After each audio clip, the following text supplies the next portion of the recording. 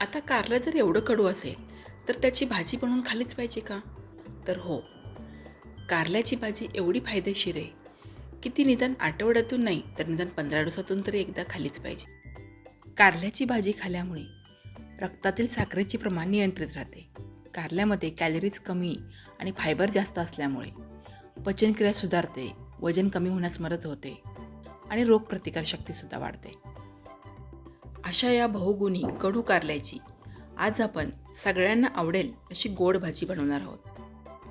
कारल्याची भाजी बनवण्यासाठी कारली स्वच्छ धुवून किसणीने जाडसर किसून घेतली आहेत.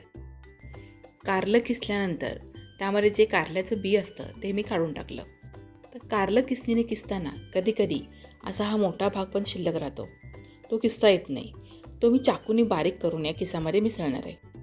आता या कारल्याच्या किसामध्ये मी एक मोठा चमचा मीठ घातलं आणि ते किसाला चांगलं चोळून घेतलं. आता हा मीठ लावलेला कारल्याचा किस 10 ते 15 मिनिटांसाठी असाच ठेवून द्यायचा आहे. त्यामुळे काय होईल, मिठामुळे किसाला पाणी सुटेल आणि त्यामुळे त्याचा कडवटपणा पाण्याबरोबर निघून जाईल. आता 15 मिनिटांनंतर बघा, कारल्याच्या किसाला पाणी सुटलं आहे. आता हा कारल्याचा किस मी थोडा थोडा हातावर घेऊन चांगला दाबून घेणार आहे. त्यामुळं त्यामधलं जे अतिरिक्त पाणी आहे ते निघून जाईल आणि पाण्याबरोबर कारल्याचा कडूपणा पण निघून जाईल. जेवढं शक्य होईल तेवढं कारल्याच्या किसामधलं पाणी काढून घ्यायचं आहे. आता एक कारल्याच्या किसामधलं पूर्णपणे पाणी काढून घेतलं आणि हा किस असा छान कोरडा झाला आहे. यामधला कडूपणा निम्म्यापेक्षा जास्त कमी झाला आहे. आता एका कढईमध्ये मी 1 चमचा तेल घेतलं आणि तेल चांगलं गरम झाल्यावर त्यामध्ये हा कारल्याचा किस घातला. आता या कारल्याच्या किसामध्ये दुसरं काहीच घालायचं नाही. हा कारल्याचा किस असाच कोरडा मंद गॅसवर 3 ते 4 मिनिटांसाठी छान परतून घ्यायचा आहे. त्यामुळे कारल्यातला कडूपणा अजून थोडा कमी होण्यास मदत होते.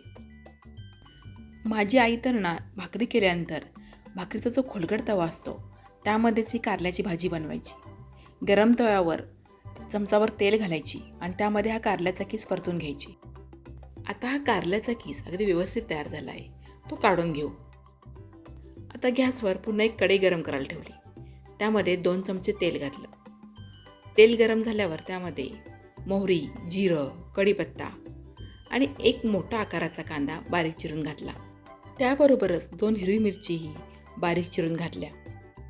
आता हा कांदा चांगला मऊ होईपर्यंत परतून घ्यायचा आणि या कारल्याच्या भाजीसाठी कांद्याचं प्रमाण थोडं जास्त घ्यायचं, कारण कांदा मुळात गोडसर असल्यामुळे कारल्याचा कडूपणा अजून थोडा कमी होईल. आता कांदा चांगला परतून झाला की त्यामध्ये भाजून घेतलेला कारल्याचा किस घालायचा. कारल्याचा किस घातल्यानंतर त्यामध्ये छोटा अर्धा चमचा हळद आणि मीठ घालायचं. मीठ अगदी मी थोडंसंच घेतलं आहे, म्हणजे पाव चमचापेक्षा कमी, कारण कारल्याला आपण मीठ लावलेलं होतं आणि ते जरी आपण ते पिळून त्यातलं पाणी काढलं असलं तरी कारल्यामध्ये थोडंफार मीठ शिल्लक राहतं. त्यामुळे इथे अंदाज घेऊन मीठ टाकायचं आहे. मीठ आणि हळद टाकल्यानंतर कारलं पुन्हा एकदा चांगलं परतून घ्यायचं आहे आणि हे कारलं परतताना गॅस एकदम मंद ठेवायचं आहे, कारण कारल्यामध्ये आपण पाणी घातलं नाही आणि तेलही खूप कमी घातलेलं आहे, त्यामुळे कारलं करपू शकतं. आता यामध्ये 4 मोठे चमचे जाडसर शेंगदाण्याचा कूट आणि 3 मोठे चमचे बारीक केलेला गूळ घातला. त्याबरोबरच एक चिंचेचा छोटासा तुकडा घातला.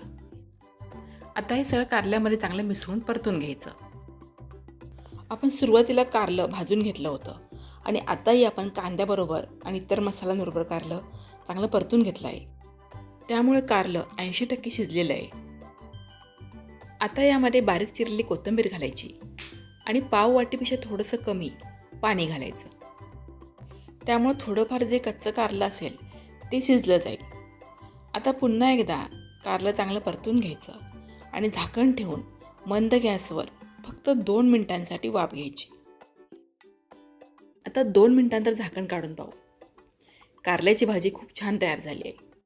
आता मी असं म्हणणार नाही की ही भाजी अजिबातच कडू होत नाही, कारण कारलं मुळात कडूच असतं. त्यामध्ये काहीही आणि कितीही मसाले घातले तरी त्याचा कडूपणा ते सोडत नाही.